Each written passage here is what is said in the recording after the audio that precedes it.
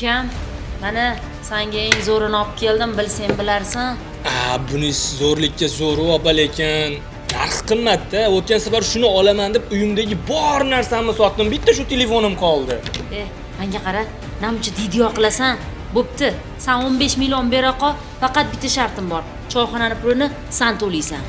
Bo'ldi opa, mendan choyxona. Jizzaxda xuddi mana shunday giyohvand moddalar savdosi bilan shug'ullanganlar aniqlandi.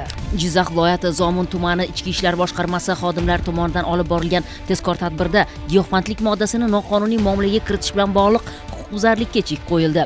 Ma'lum bo'lishicha, 1981-yilda tug'ilgan Samarqand viloyati Jomboy tumanida yashovchi fuqaro Zomin tumanidagi umumiy ovqatlanish shoxobchalaridan birida 500 gram og'irlikdagi marixuanani 15 million so'mga sotgan vaqtida ushlangan.